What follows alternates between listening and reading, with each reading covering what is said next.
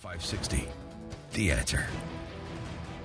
So inequality, we hear about this every single, almost day. There's something in the news blaming basically all of America's problems. If you listen to Bernie Sanders, from the Middle East to the state of the economy, to the suffering of the poor in South Chicago, to really everything is blamed these days on the issue of inequality. Huge issue during this coming election. Bernie and Hillary, and really the pathetic response of most Republicans is going to make sure that the issue of inequality, whether it's income inequality or wealth inequality, is just going to dominate the discussion. Now, one of the big issues, and this came up in President Obama's State of the Union address about 10 days ago. One of the big issues that the way this inequality issue is framed is that the system is rigged. It's rigged by the rich. It's rigged in their favor, and by rigging the system in that way, we're basically screwing the poor. We're screwing the middle class. We're screwing everybody else, and everything is in favor of the rich. And I wanted to spend some time talking about this with Don. Hey, great to be here. Great. So, is the system rigged? And what do they actually mean when they say the system is rigged, when they talk about it rigged in the context of inequality? Well, we should come back to what they mean. I think it's helpful just to think clearly about, is there a sense in which you can talk about some systems as rigged and some as not? And I think the best clear-cut example you can get is, think of feudal times, right? You basically have a caste system in which some people are born with special privileges protected by government, the aristocracy, and everybody else is basically born with special burdens, restrictions, and punishments. And so all of this is coercively protected by government. So if I'm born poor, if I'm born to a farmer, and I want to do something else in my life, I'm legally prohibited. There's barriers to me rising. And then if I'm in the aristocracy, I just get all these unearned benefits. I have a bunch of people working for me. I have special laws that protect me. And so I think the basic standard for thinking about what does it mean for a system to be rigged is when the government uses coercion to privilege some people and put restrictions on others. And I think if you think about it that way, you can say, well, there's definitely a sense in which our system today is rigged. I mean, we see it all over the place. The whole phenomenon of cronyism, right, where you get a special handout from government, corporate welfare, bailouts, things that other people don't get because you have influence in Washington. And you can also see the system rigged against other people, special burdens, whether it be minimum wage laws that say that it's illegal for me to get a job if nobody's willing to pay me the government's arbitrarily mandated minimum wage, or take government licensing, that I'm not allowed to braid hair unless I spend hundreds of dollars and thousands of hours getting some government certification.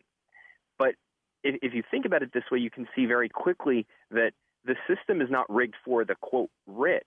It wasn't rigged for Bill Gates when he got hit with an antitrust suit.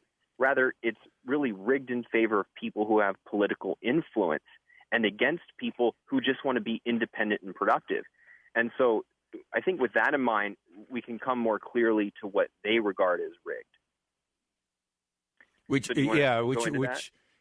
Absolutely. So what are they? So that's rigged in the sense that we understand it, and you know, where there's a real concern because the benefits of cronyism do benefit the political powerful, and they might be rich, they might not be rich, they might be unions, for example, and the sense in which it's rigged in holding back people from pursuing their dreams, from pursuing opportunity, is holding people back, and the system is rigged all over the place in terms of political influence. But when President Obama talks about it being rigged, when Bernie Sanders talks about it being rigged, or even economists and intellectuals like Stiglitz and Paul Krugman, who writes on this frequently, it's not exactly what they mean, is it?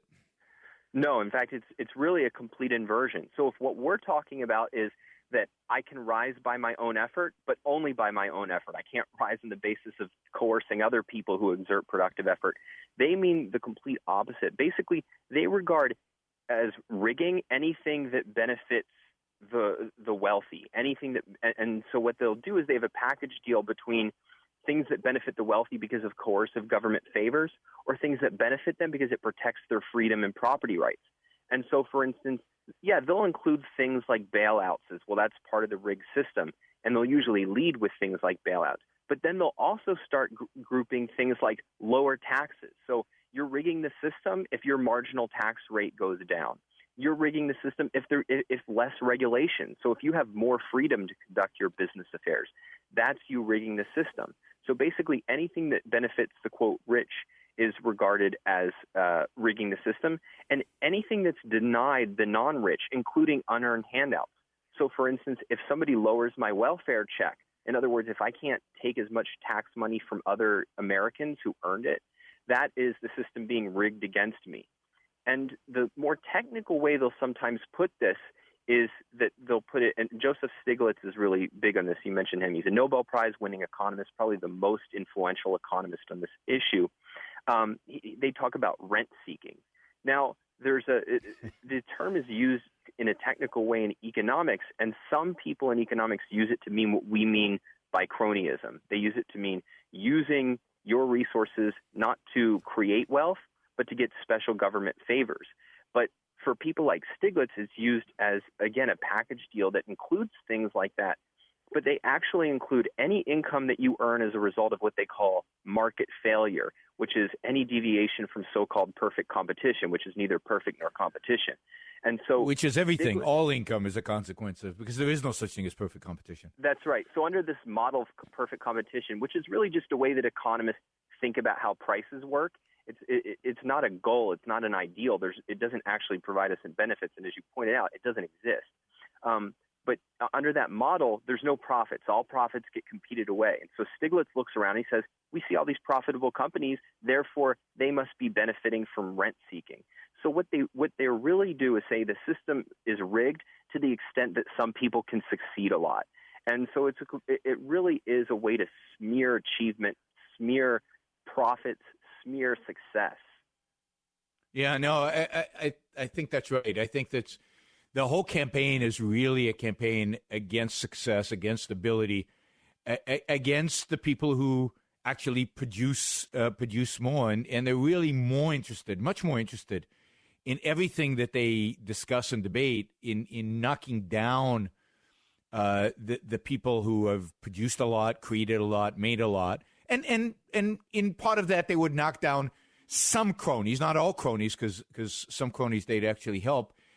They're much more interested in knocking people down than they are bringing people up, in helping the poor gain the opportunities, in helping people who are struggling, or even the middle class, rise in terms of their standard of living. It's much more focused. The whole inequality debate from the left's perspective is much more focused on knocking people down and bringing them down.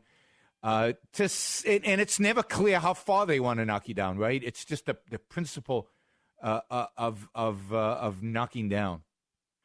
Yeah, I mean, another way to put it is they want a rigged system, but what they want it rigged against is producers, most especially the successful producers. But one, I think some of the worst victims, and I think you and I have talked about this quite a bit in the book, are the ambitious poor, the people who want to be successful producers.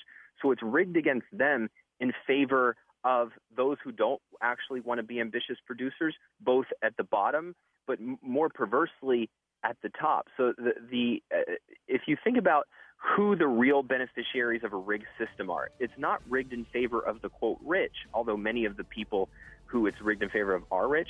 It's in favor of the politically influential, whether they be in government, whether they be intellectuals. Angela Codeville. Absolutely. So Don, when we come back after this break, let's talk more about who the system is really rigged in favor of, who benefits from this rigging.